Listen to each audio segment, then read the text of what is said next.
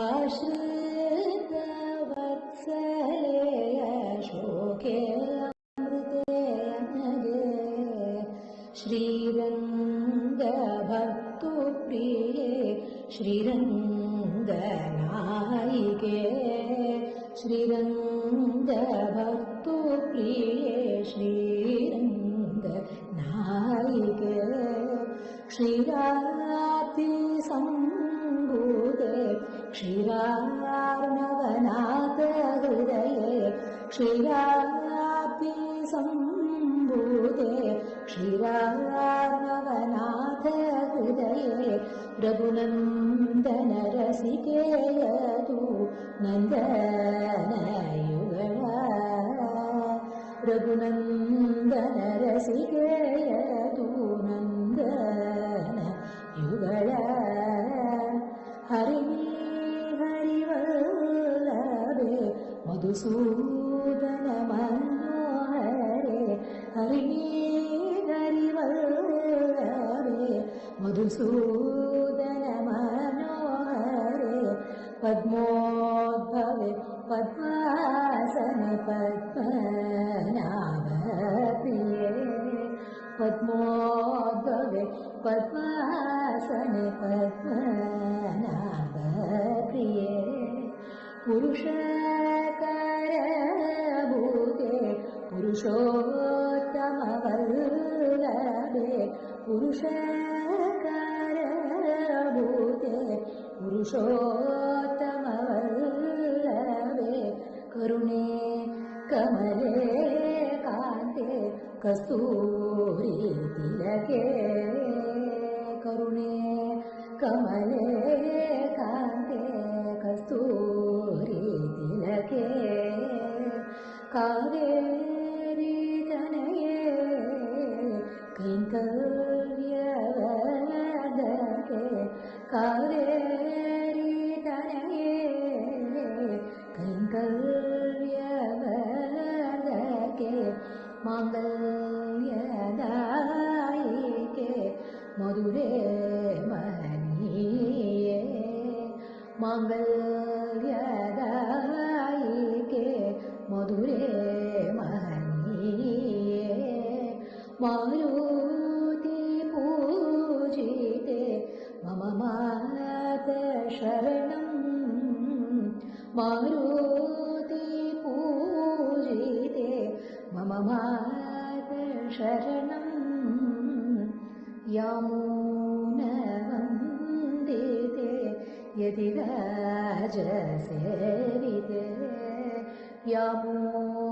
यामुनवन्दिते यतिराजसेविते कुरेशकीर्तिते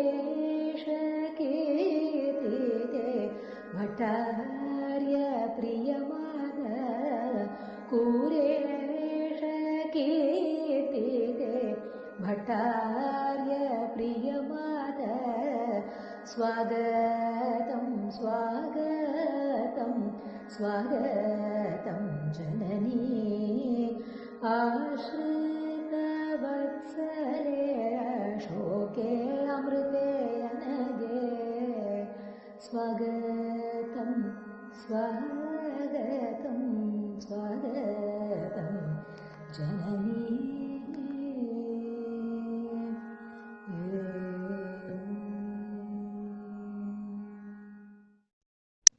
பெரிய பெருமாள் பெரிய பிராட்டியார் ஆழ்வார்கள் ஆச்சாரியர்களுடைய அனுகிரகத்தினால இன்றைய வகுப்பை தொடங்குகிறோம். இன்றைய தினம் ஒரு ஸ்திரீயோட முக்கியத்துவம், ஸ்திரீ எவ்வளோ அழகாக பூஜிக்கப்பட்டிருக்கா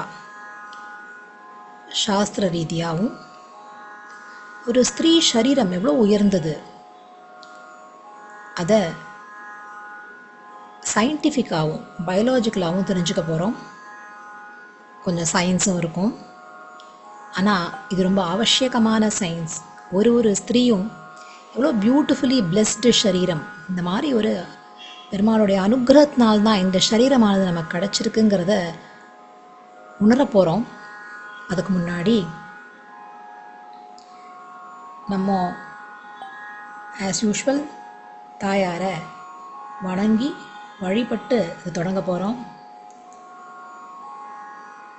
இன்னைக்கு தாயாருக்கு உங்களுக்கு பிடிச்ச பழத்தை அம்சி பண்ண போகிறேன், நெய்வேத்தியம் பண்ண போகிறேன், சமர்ப்பிக்க போகிறேன்.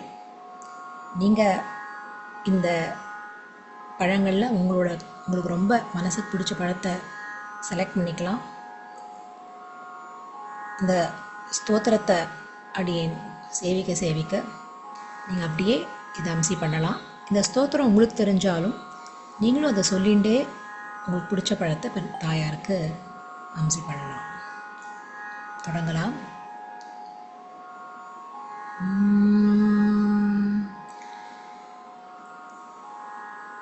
सरसिज निलये सरोजहस्ते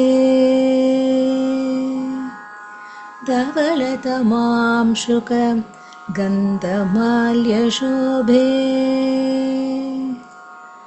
भगवती हरिवल्लभे मनोज्ञे त्रिभुवनभूतिकरे प्रसीद मह्यम्.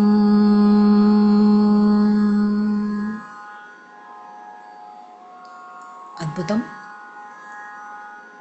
தாயார் ரொம்ப சந்தோஷமாக ஆசையாக நீங்கள் சமர்ப்பித்த அந்த பழங்களை ஸ்வீகரிச்சுன்னு இருக்கா.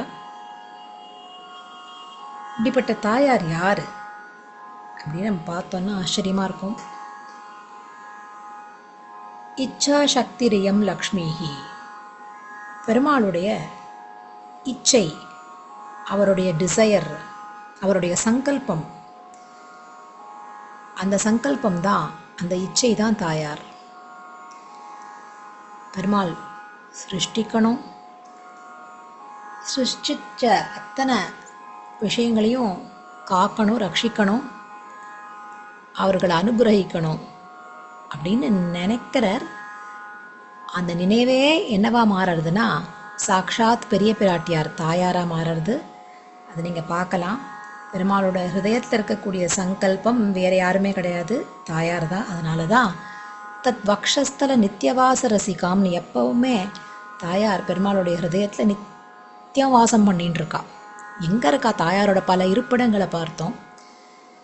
அன்னைக்கு இருப்பிடங்கள் இருக்குங்கிறது தெரிஞ்சுட்டோம். ஒன்றா பல சமயங்களில் பார்க்க போகிறோம். அதில் முக்கியமான இருப்பிடம் எதுனா எம்பெருமானுடைய திருமார்பு. எப்பவும் அங்கே எழுந்தொள்ளிருக்கா, பிரியறதே இல்லை. அப்படிப்பட்ட தாயார் தான் எம்பாடிமெண்ட் ஆஃப் பெருமாள்ஸ் டிசையர், சங்கல்பம். அந்த கம்பேஷன் எம்பெருமானுக்கு ஏற்படுறது, இந்த கம்பேஷன் தான் அப்படியே தாயாராக மாறுறது. தாயார் தான் அந்த இச்சா சக்தின்னு சொல்கிறோம். அப்படின்னா எவ்வளோ உயர்ந்த ஸ்தானம் தாயாருக்கு கொடுக்கப்பட்டிருக்குங்கிறத நம்ம எல்லாரும் நல்லா உணர முடியும். இப்படிப்பட்ட தாயார் இவரோட அம்சங்களாக நம்ம அத்தனை பேரும் இருக்கோங்கிறதே ரொம்ப அற்புதமான ஒரு ஃபீலிங். அது அந்த நினைவே ரொம்ப ஆனந்தத்தை கொடுக்கக்கூடிய விஷயம். இந்த தாயார் ஸ்திரீ ரூபத்தில் இந்த ஜகத்தில் பலவாரா தோன்றிருக்கா. அதனாலே ஒரு ஸ்திரீ ரொம்ப உயர்ந்த ஸ்தானத்தை அடைகிறா. வேதம், ஸ்மிருதிகள், இதிகாசங்கள், புராணங்கள், மேலும் பல பல மகனீயர்களுடைய சரித்திரங்கள், ஆழ்வார்கள், ஆச்சாரியோட வைபவங்கள்லாம் பார்க்கறச்சே நம்முடைய சனாதன தர்மத்தில் ஸ்திரீக்கு அவ்வளோ முக்கியத்துவம் கொடுக்கப்பட்டிருக்கு. உதாரணத்துக்கு மனுஸ்மிருதியை பார்க்கலாம். நம்ம மனுஸ்மிருதியில் ஒரு ஸ்திரீயை எவ்வளோ அழகாக போற்றுறாங்கிறத பார்க்கலாம். எத்திர நாரியஸ்து பூஜ்யந்தே ரமந்தே தத்ர தேவதாக எத்ரைதாஸ்து ந பூஜ்யந்தே சர்வாக தத்ர அபலாக கிரியாக. எந்த இடத்துல ஒரு ஸ்திரீ பூஜிக்கப்படுறாளோ, நன்னா பேணி பாதுகாக்கப்படுறாளோ, அங்கே அத்தனை தேவதைகளும் ஆனந்திக்கிறா, சந்தோஷிக்கிறா. அந்த இடத்துல தான் எந்த இடத்துல அவளை பூஜிக்கப்படலையோ அங்கே என்ன ஏற்படுறது அப்படின்னா, என்ன காரியங்கள் பண்ணாலும், உயர்ந்த புண்ணிய காரியங்கள் பண்ணாலும் அதுக்கு பலமே கிடைக்கிறது இல்லையா. அபலாகா கிரியாகா, எந்த கிரியைக்கும் பலம் இல்லாமல் போய்டுறது. அதுக்கான ரிசல்ட்ஸ் கிடைக்க வேண்டிய புண்ணியங்கள், புண்ணிய பலன்கள் கிடைக்காமையே போகிறதுங்கிறது மனுஸ்மிருதி. அப்போது ஒரு ஸ்திரீ எவ்வளோ முக்கியம், அவளை பூஜிக்கிறது எவ்வளோ முக்கியம் அப்படிங்கிறது நமக்கு தெரியறது. மேலும் இன்னொரு அழகான வாக்கியம் மகாபாரதத்தில் அனுசாசன பர்வத்தில் வரக்கூடிய ஒரு அற்புதமான ஸ்லோகம் இது. ஸ்திரீஹி மூலம் குலஸ்ய குலஸ்யாஸ்ய லோகஸ்ய ச சுகஸ்ய ச. ஸ்திரீ தான் ஆதாரமாக இருக்கா, மூலமாக இருக்கா. ஷீ இஸ் த ரூட், வேராக இருக்கா. எதுக்குன்னா குலத்துக்கே, மொத்த சொசைட்டிக்குமே அவள் தான் வேராக இருக்கா. குலம் மாத்திரம் இல்லை, இந்த லோகத்துக்கே அவள் தான் ஆதாரமாக இருக்கா. எந்த ஒரு காரியத்துக்கும் ஆதாரமாக இருக்கா, அவள் தான் ரூட்டாக இருக்கா. ஒரு சுகம் ஒரு இடத்துல கிடைக்கணும், ஒரு இடத்துல சுகம் இருக்குன்னா ஸ்திரீ இல்லைன்னா அங்கே சுகமே கிடையாது.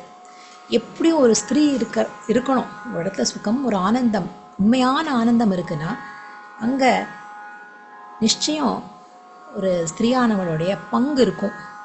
இல்லை வெறுமை ஒரு ஸ்திரீ இருப்பா, இருந்தாலே அது ஆனந்தம்தான். அப்படி ஆதாரமாக இருக்கா.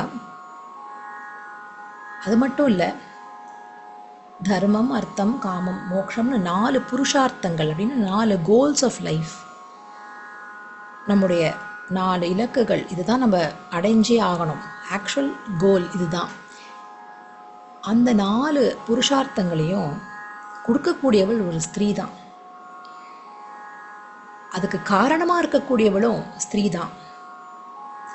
சா தர்ம காம மோக்ஷானாம் காரணம் பரிகீர்த்திதா. அதுக்கு அத்தனைக்கும் காரணமா இந்த லோகத்தில் தர்மம், அர்த்தம், காமம்னு இந்த லோகத்தில் இருக்கக்கூடிய பலன்கள், இதை தாண்டி மோக்ஷம் அப்படின்னு இந்த லோகங்கள்லாம் தாண்டி இருக்கக்கூடிய பரமபதத்தை அடையிறதுக்கும் ரொம்ப முக்கிய காரணமாக இருக்கா ஒரு ஸ்திரீ. அவ்வளோ உயர்த்தியை கொடுத்துருக்கு இதிகாச புராணங்கள், ஸ்மிருதிகள். ஆனால் இப்போ அதுக்குள்ளே போனோன்னா நிறைய விஷயங்கள் இருக்குது, அதுக்குள்ளே போயிட்டே இருக்கலாம். பல இடங்களில் ஒரு ஸ்திரீயை உயர்த்தி சொல்லக்கூடிய விஷயங்களை நம்ம பார்க்கலாம். ஆனால் இப்போ கால அவகாசம் கம்மியாக இருக்கிறதுனால அடுத்த பகுதிக்கு போக போகிறோம். இப்படி ஒரு ஸ்திரீயோட உயர்த்தியை பார்த்தோம்.